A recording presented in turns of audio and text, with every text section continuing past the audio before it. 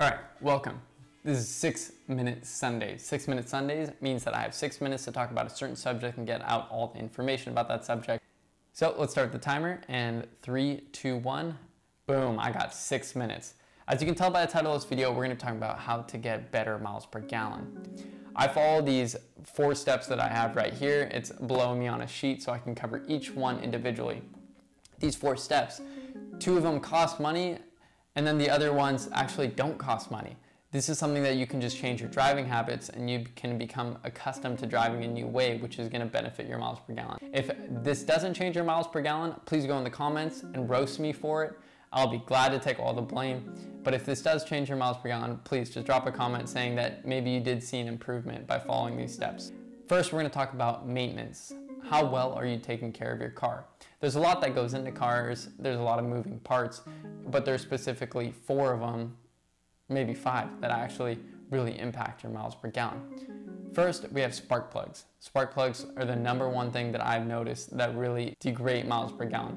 And by degrade, I mean that when spark plugs get fouled, which means that they've been in there so long that they end up turning black because they've been sparking for so long. Imagine it's like a little carrot that you just keep chewing on and then all of a sudden there's nothing left. I don't know if that analogy makes sense. But you have this spark plug that becomes black, and once it turns black, it's actually not doing as well as it used to be doing. Of course, it's like, that's not racist. But the spark plug's tired. Every 30 to 50,000 miles, you should be replacing your spark plug. So you can just go on Amazon and order a set of MGK or Denso ones, all depending on what kind of car you have. If you have a higher performance sports car, maybe 1 step colder is your way. For most of us 4th gen, 5th gen, 4Runners or Tacomas of any year, you'll be fine with just the regular plain old non-iridium Denso or NGK plug. You can order on Amazon for I think merely $30 for all 6. This means once you have this new spark plug in, your engine is going to be running at the optimal performance. Just make sure that they're gapped properly, which I think the gap is 0.034. Don't quote me on that, and I'll definitely add in the description if that is correct or not. But do that first and see if your miles per gallon improve. Second, we have an air filter. An air filter is something that's located inside your engine bay. If you open up your stock air box, or maybe you have a different kind of air box, you can just take a look at if that air filter is dirty or clean. If it's dirty, which it would be brownish black and have a bunch of like leaves and crumbs and different kind of stuff in it, try smacking it out on the ground. If it doesn't get that much cleaner, it's time for a new air filter. If it still looks white and pretty, then just throw it back in and you're all good to go. Air filters are something that are gonna help out a lot because that's what's sucking in the air from outside. Third, oil changes. How often are you changing your oil? You should definitely be changing your oil every, some people say 10, 15,000. I definitely think you should be doing it every 3 to 5,000. If you're buying, say, something like Mobil 1 Synthetic 5W30, when you're buying that certain type of oil that says last up to 10,000, why not spend the extra 25 bucks and make sure that your oil is getting changed every 5,000. I do my own oil changes, which means I get to see the color of the fluid. If the color of the fluid is black, then I know to do it maybe a little earlier. I like seeing still a little bit of brown inside the oil.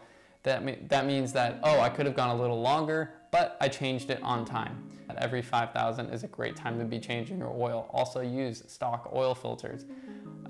Man, not gonna get in that topic, but you can go to Toyota and pick up an oil filter for like $6. $6, come on, just don't go to Chipotle for one day or In-N-Out and you're doing great. Away from maintenance items, those are the most important, but then we need to talk about speed. What's your speed on the freeway? How fast are you driving? Anything over 65 miles per hour and you're gonna be noticing that you're getting worse miles per gallon.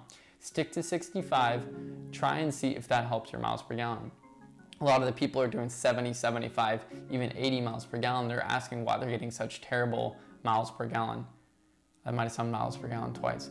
But anyways, you need to really look at what speed you're doing. The closer to 65 and the lower, the better miles per gallon you're getting. The faster than 65 miles per hour, the worse miles per gallon you'll be getting. RPMs is another subject. How fast are you taking off from a light? If you're taking off from a light and hitting 3,000, 3,500 RPMs every time, of course you're gonna notice worse miles per gallon. Drive like your grandma does.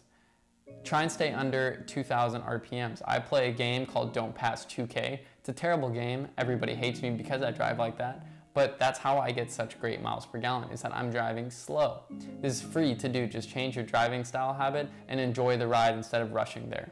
And fifth, we have accessories. The two accessories that really help out are a snorkel, which I actually noticed a 1 to 2 mile per gallon improvement. A lot of people say that you don't see an improvement. I disagree, I definitely did. And second, we have a pedal commander. A pedal commander is some kind of tune that you can plug into the OBD2 port, and you can set it to Eco plus 1, 2, 3, or 4. Eco 4, you'll hate your life, don't do it, but Eco 1 will definitely help you out. Not only does it help out miles per gallon, but it's actually something nice to have in your car for long drives.